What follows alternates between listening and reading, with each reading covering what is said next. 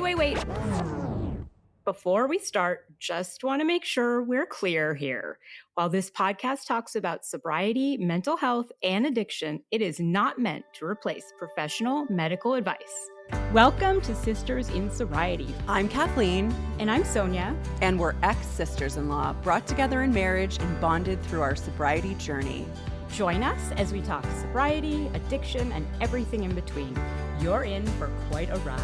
And our Substack is buzzing with amazing content, from creative mocktail recipes to insightful courses and reflective exercises. There is something for everyone. Don't miss out. It's a great way to add some extra joy and depth to your journey. Check it out. Welcome to Sisters in Sobriety.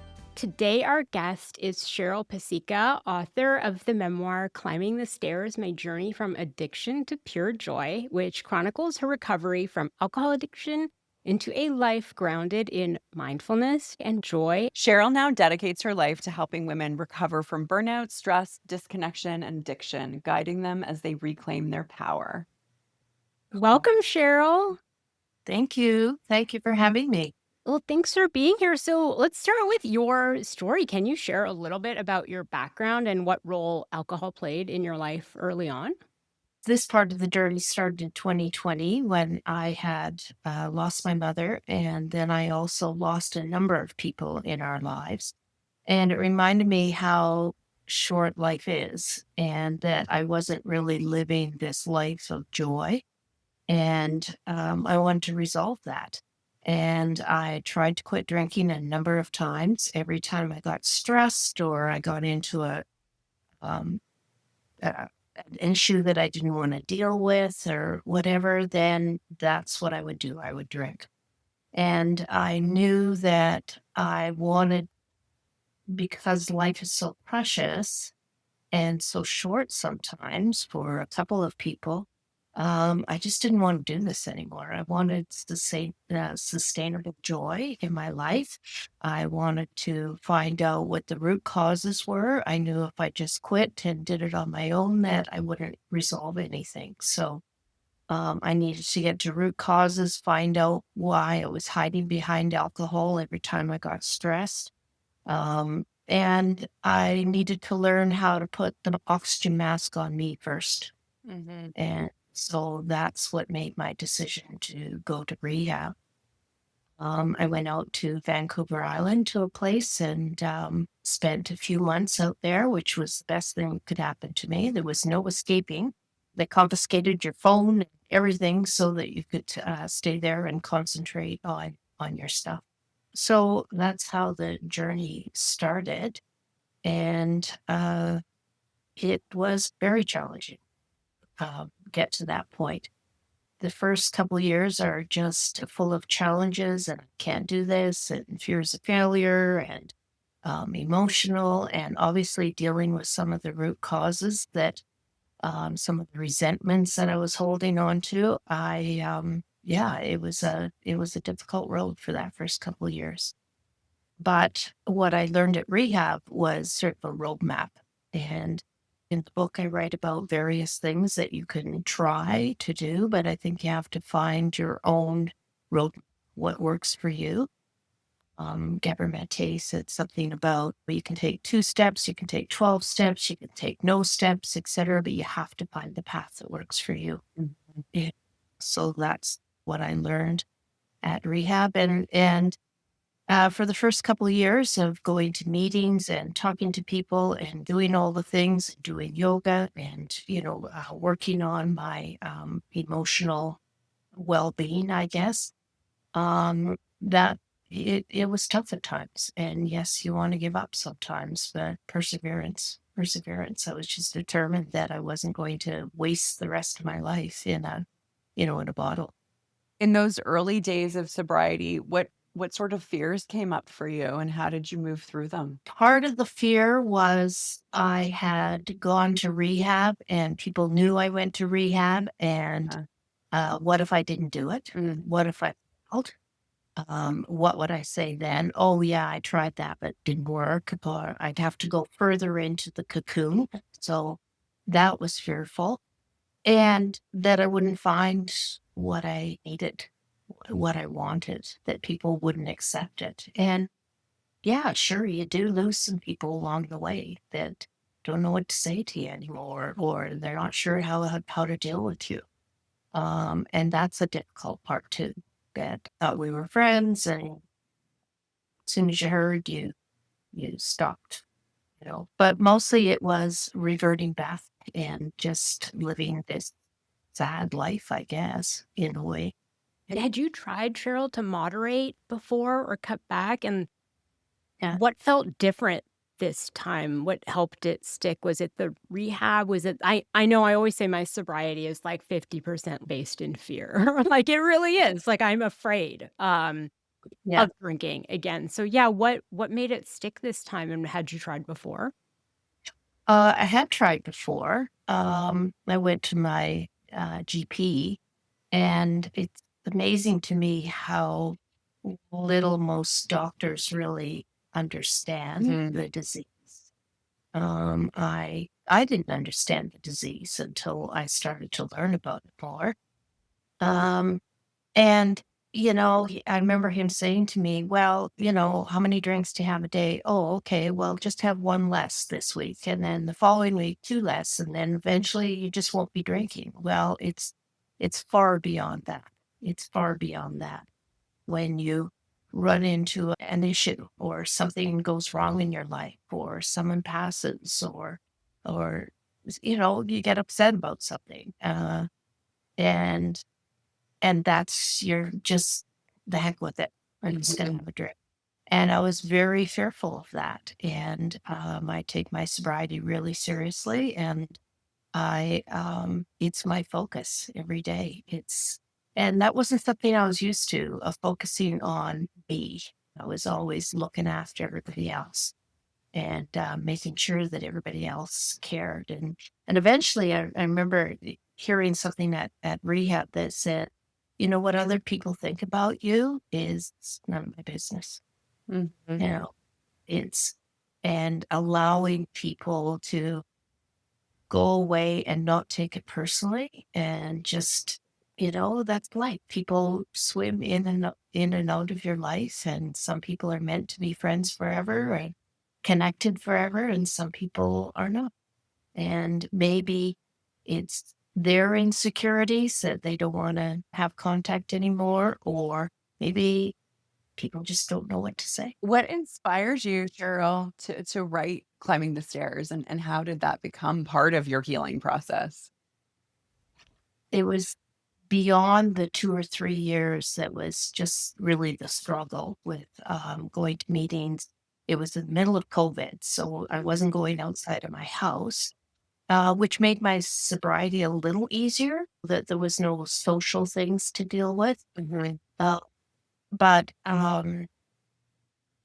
I had this quote from Brene Brown that I wrote in my book, and it said, "One day you'll tell your story of how you overcame what you went through, and it'll be somebody else's survival guide." And around the time I went to a psychic just as a lark, and she said, "Geez, you're meant for something else, and I think you're supposed to be writing a book or something." I go, "Oh yeah, right." And because I had never done that before. Um, and then it was suggested to me by a counselor that, because I had been journaling since the day I went into rehab, that I journaled every single day. I It was suggested to me, read the journals again. At the time, I had maybe four, and read them from cover to cover, and then sit down and just write out what you're thinking, as healing for yourself. And so I I did that, and then when I sat down to write, it just flowed out of me, like out of my heart. I just kept writing, and I kept looking at this quote on that bulletin board and thinking, "Oh yeah, well, Brene, I'm trying." Not really thinking that I would necessarily publish it, but just I kept thinking about, what if somebody else could learn some nugget, or what if someone was inspired by reading this and saying, maybe I could do that too. Um, what if it was just one person? That would be okay. The idea wasn't to um, reach 1 million people. I mean, that would be lovely. But the idea was just one person at a time. And it was finding more joy. It was noticing things around me. It was appreciating things around me, people around me. Just wanted to fully embrace things. So I just started writing and writing and writing. And then I phoned a publisher and said, this is what I'm doing. Like, what do you think? So, yeah, it's kind of how it started. Wow. So, Cheryl, did you face any resistance when you made that decision to share your story, either within yourself or from your family or friends? I didn't tell a lot of people at first because I was writing it for me and for my own healing. When I started to tell people, it was further along the process. And maybe it was a little bit of fear. By that point, I was accepting of this is the way my life was, and this is what I've done about it, and I'm proud of it. And the people that care for me are proud of it too. And the others, that's okay. That's okay. You're not going to get everybody on here. And by that point, I'm at the 3 year mark. I'm writing my sobriety plan, which I do. I revisit every 6 months. What am I doing? What could I be doing more of? What can I let go of? What do I need a little more counseling? When I rewrite what my plan is, and my plan at that point was to write this and then see what happened from there. Cheryl, how did the process of writing your memoir change how you viewed your past and maybe your root causes? At that point, I had been, in therapy and in groups and that sort of thing, and I had started to let go of a lot of past resentments, divorce and things that had happened to me throughout my life that I was still holding on to, and I was just talking to myself at the same time, saying, "That's what shaped you. That's part of who you are. That's the way you are. I accept myself for all my mistakes and all my faults." And I had come to that place myself, and I sort of said, what others think is okay. Because for the first time that I could recall, I was accepting who I was and that this was part of who I was. And I made lots of mistakes, but and we all did. We're human beings. We all make mistakes. And we all do things that we regret in life. And I I just didn't want to live with that regret anymore. Constantly saying, "Oh, look at you! You screwed that up, or you did that wrong, or I just didn't want to do that anymore. I am who I am. I'm trying to be the best human I can be, and I'm a kind and compassionate person, faults and all. So take it or leave it." So I really I was proud of what I was doing, and when I was writing, I wasn't concerned of what other people thought about it. And that was a huge change for me because prior when I was drinking, I was always concerned about what the guy next door thought. And I'm not concerned with that anymore. I know that it's coming from my heart. I know it's genuine. And I know I'm being true to myself. And I hope you can accept that. And if you can't, that's okay. When you look back, what were some of the root causes of your drinking? Uh, Part of it was just self-esteem things, secrets, things that had happened to me in my earlier years that I no longer shared with people. I was ashamed of things that had happened and feeling that it was my fault. I failed at marriage, so it must have been my fault because you're taught to get married and then you just persevere through life. Buck up, you know. And I, yeah, I was resentful. I was resentful um, of the affairs that my partner had, and I was resentful of some of the things they did. But then I realized that every marriage breaks up with, that there's two sides to every story, right? And I had some say in, and I knew that when I got really stressed about it, when things weren't working for me, that I would just climb into that hole, Mhm. and particularly when my children were with their dad, that it was all along, you know. And when the kids were home, then I was all, chipper being the mom and doing the thing. But when I was on my own, it was a different story. Let's change gears a little bit and talk about joy. Right. How do you define joy in the context of healing and recovery? Uh, Joy to me is living every day and finding the wonderful thing about it and being mindful of what's around, whether it's my surroundings, or I tend to now see things from positive light, not the negative light. I put an example in my book about a fellow I met at Tim Hortons. And he was just sitting there grumpy. And I said, "Oh, isn't it great that spring's around the corner? We're in the lineup." And he said, "Oh, no, it's raining now, you know." Well, yeah, it's better than snow, though. And so trying to find the flip side. And so joy for me is getting up and not seeing the negative, and or seeing it and attacking it and saying, but there's a good part about this. It's pouring rain, but now I can get things done around my house. Or it's a beautiful day, so now I want to go to the U pick and pick my own flowers. I it's it's waking up every morning being grateful that I'm Mm. awake, and grateful of the people around me, and grateful that I have another day of sobriety.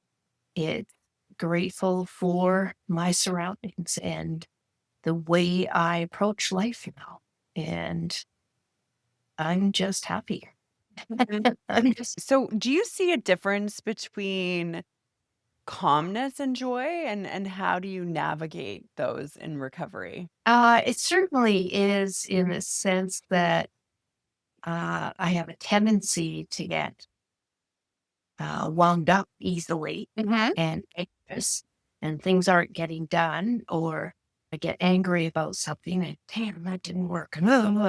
But now, um, I'm just taking a different approach to it. Well, that didn't work out. I don't see it as, I'm not seeing it the same way, and just taking it and going with the flow, I guess. Mhm. Yeah. It sounds like Uh, calmness is part of your joy.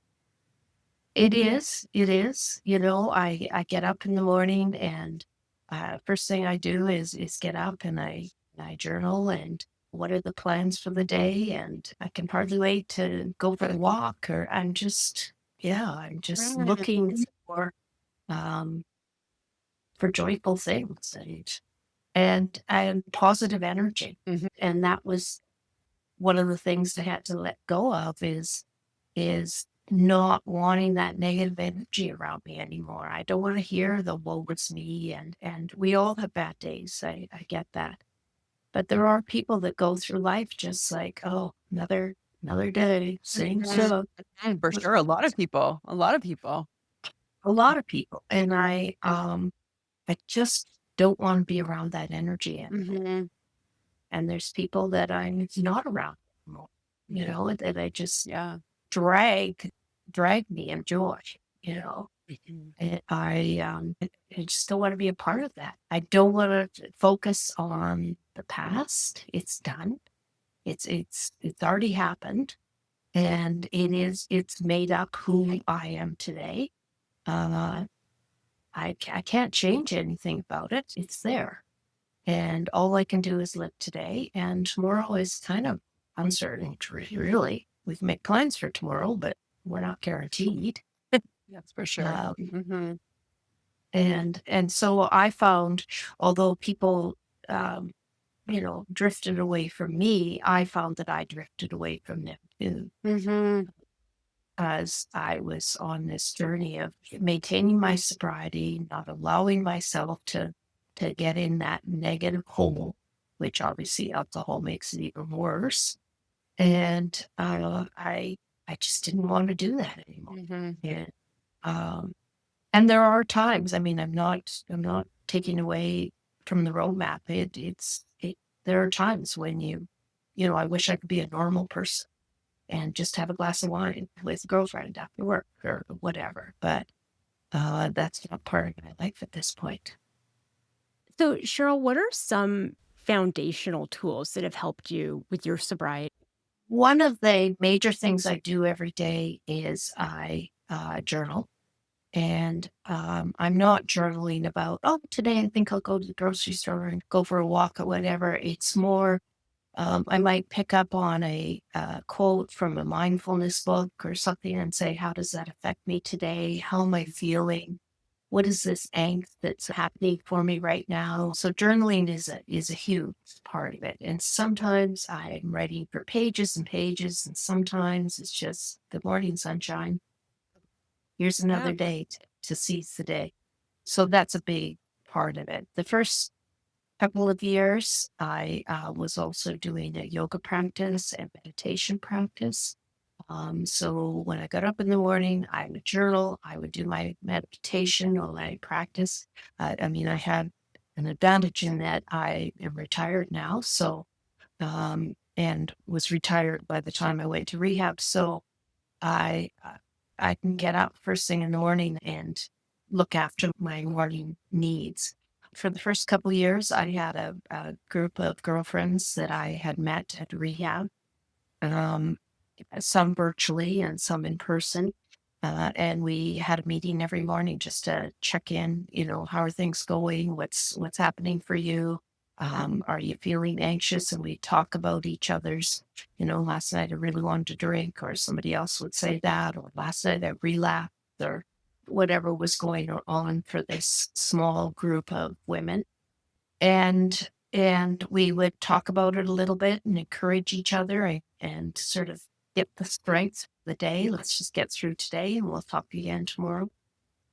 So I did that for the first couple of years. And now I have a good friend that also went to rehab, not at the same time. We met a couple of years later and we chat every week. What's going on for you? Have you had any fear of relapsing? Has anything, gone astray? We both have a counselor that we tap into once in a while. I don't tap into her as much as I used to with a regular meeting. I'm trying to look after my body better, be kinder to myself. And uh, and yoga is something that I did for a long time, and just looking after me first, me first. Yeah, and that's a tough thing, especially as a mom. You're always looking after somebody else. Yeah. Yeah. Uh, I think how my life is today is that I'm not waiting for somebody else to bring me flowers. I'm planting my own garden. What do you say to women, especially that are in midlife or retirement like yourself, who are searching for that renewed meaning or purpose? Uh, I I spent a lot of time talking to myself, reading, and what is it that I want? What is it that would make me happy? What do I want more of? And reading, various authors, listening to different, YouTubes or podcasts or whatever, and just getting nuggets of, yeah, I think I want more of that. I'd like to give back to the community more or to do some volunteer work. How can I give back to community, not just sobriety community, but just in general to be out there in my community more. Started again to sew and I started making quilts for people in need, and it was just something to give back. Not necessarily in sobriety. I just wanted to be a fuller part, a fuller Cheryl. You know, and I think the other thing is that I consciously every 6 months sit down and say, what am I doing? what's working for me? What would I like to see more of in my life?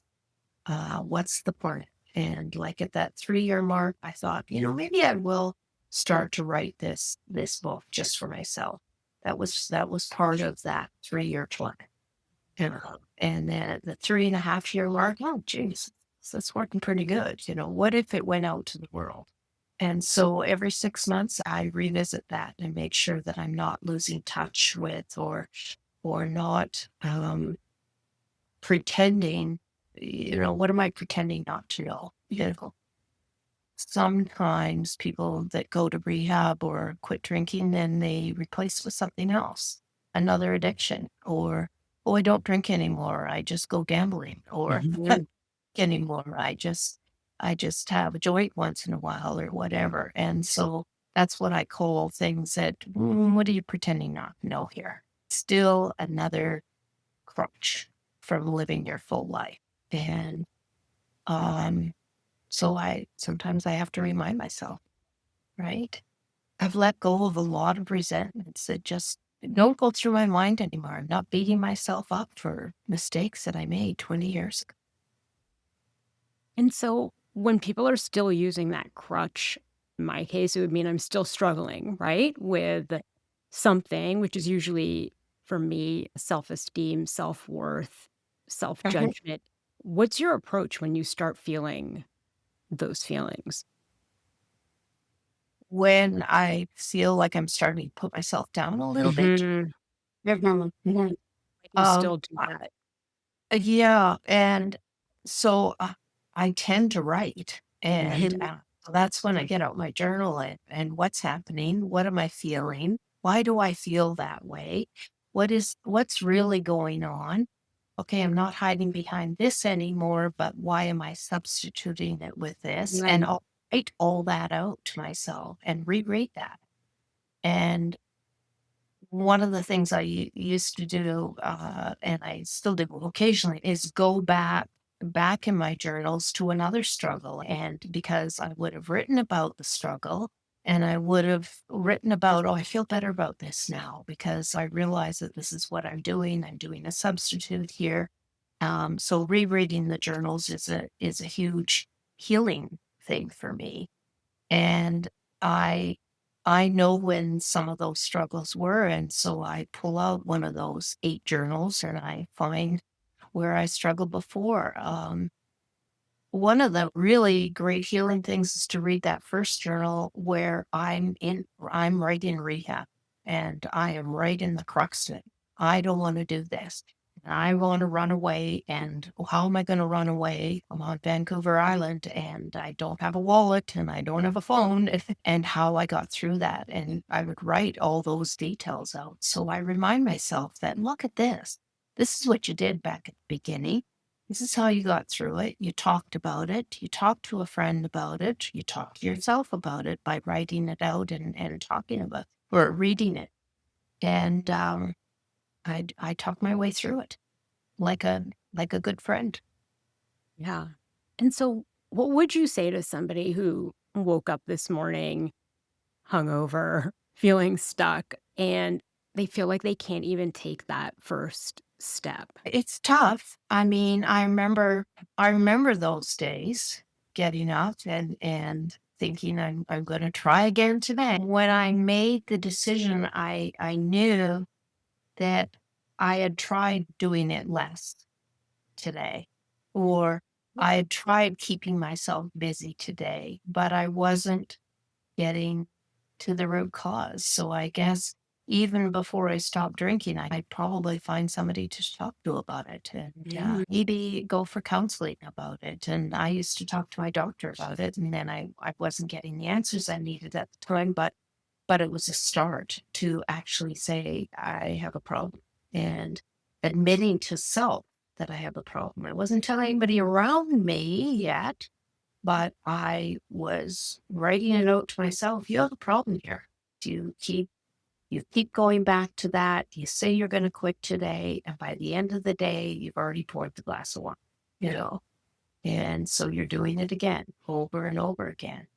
And so it was a lot of self-talk. And It wasn't until I started telling someone, like my doctor at the time, and he suggested some counseling, and then I got a counselor and I started talking to her about it, um, that it kind of broke it open. Like they, it's not like I could say, oh yeah, just ignore all that. That was just, you know, when I started admitting it to other people, then it opened it up and it started to hold me more accountable, you know. Yeah. But it started with myself, and then talking to other people about it. Yeah, I agree. I think I knew I had a problem for a long time before I actually did anything about it. And I had actually gone the same route where I had talked to a family doctor and then even to a psychiatrist. And they're like, well, yeah, how much are you drinking? I'm like, "Oh, a few glasses of wine a night." And it's like, well, it's not that big a deal. Yeah. Yeah. Well, Yeah. Cheryl, I cannot tell you how much I learned from talking to you. I have never gone back and reread a journal entry of mine, and I think I might actually do that today. There's some fear I have of it, and I don't know why. I have them, and I've never gone back and read anything more than maybe a week or 2 old. Yeah. No, it's very healing because you marvel in yourself. You go, wow, look what I did. Huh. That was pretty good. And I got through that and looked at the state you were in at that time. It's a very healing process to jumpstart yourself again. Well, thank you so much for being here, and we will link to your book in our show notes. And thank you all for listening to Sisters in Sobriety.